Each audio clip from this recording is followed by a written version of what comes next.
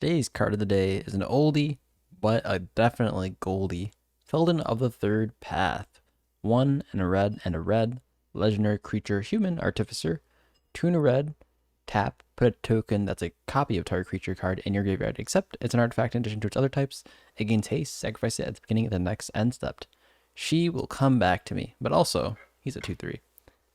I used to play this card a lot in Magic, I guess in EDH. It was one of my first red decks, primary red decks, before I went to like a mono red Grenzo phase. And geez, the damage you could do with this. This was back in the day when you could faithless looting, it that betrays. I mean, you still kind of can, but I would faithless looting like it that betrays. Always, for some reason, always had that turn one. And then I would get Feldon out. People would like crap their pants because, of course, no one wants to see it that betrays turn, two or three. But it would happen, and rather consistently for whatever reason. Swear, none of it because I was like doing anything nefarious, but it would happen all the time, and it just felt so good. And especially the fact that if you couldn't get rid of Feldon, which my play group was so greedy, no one running any counter magic removal or anything, I would just do it consistently. Like, don't mind me, guys, just me playing Feldon. And yeah, I would always have a blast. I would always have a blast. It was good. Um, but yeah. So flavor wise, this card flavor wise is great. There was a whole segment, I believe, on the professor's YouTube channel where he discussed what happened with Feldon, and it's kind of a sad story, but it's super like thematically like on par with like Red and the whole idea of like emotion, and just is good. It's chef's kiss. Okay, you check it out for yourself. It's really good. She will come back to me. The amount of flavor in this card is crazy. And the part that coming back is actually Feldon just recreating whatever is in the bin. It's 100% flavor win here. But recreating an Eldrazi that's like a god, or anything that's like a god, is kind of crazy to me. Like, Feldon's crazy. Feldon, for every reason, I'm just like imagining Sage of Six Paths from Naruto. I'm such a nerd. Anyways, yeah, Feldon's crazy. Um, I would usually play him in like a mid power pod, maybe less. I don't know if there's actually any crazy combos for high power plus with Feldon because I think it's so commander reliant. Also, the fact that you need to tap with him, which I think red does have a lot of concordant crossroad effects. I just don't think it's super reliant because not only does you need to get hasty things, but also need ways to bin stuff in your graveyard, which red has quite a few. But imagine you being hellbent and then someone like plays rest in peace. Oh no no no, that would be rough. You wouldn't want, and I've had that happen sometimes. And you're sitting there because you're not playing black, so you can't destroy enchantments nowadays.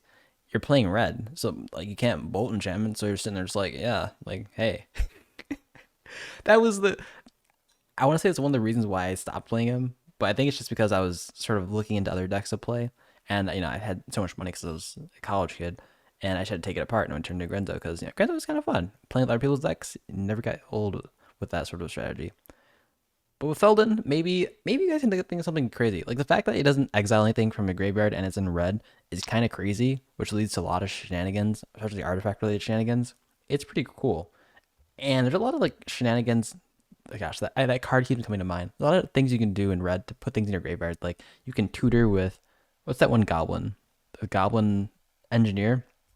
You can bin a 3 mana artifact in there and then reanimate it with Feldon. There's a lot of cool things because red just like puts stuff in the graveyard for whatever whatever it means. It does that. It does that pretty easily. And this just complements that perfectly.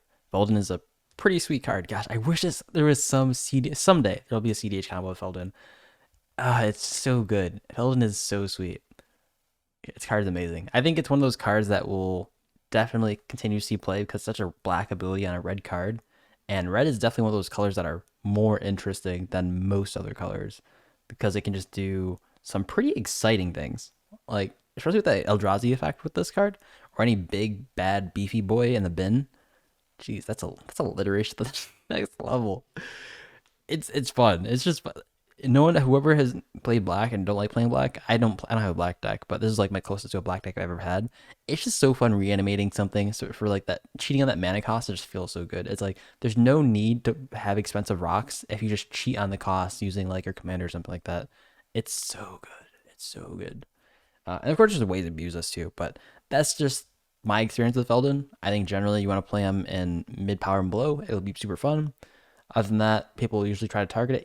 Even nowadays, like I know there's some few pods where people be playing against combo decks and no one bats an eye at the Ovar at the table or like that Urza.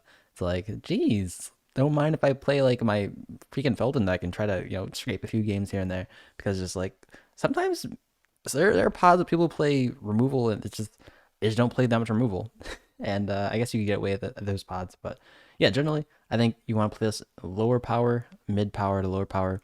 Definitely will see a lot of fun with this card, but people will probably yell a lot because definitely will think that strategy is a little too pub zombie for lower power decks because no one's doing removal. But yeah, anyways, tell me what you think about the consumption below. Have you guys played it in high power pods? Do you guys think you'll ever see play in high power pods? What will it need? I'm curious to see what it'll need to participate in those sort of tables. Will it always be sort of a lower tier deck? I don't know. There's a lot of things to discuss about this card. Anyways, peace out. Have a nice one, and I'll catch you guys later. Deuces.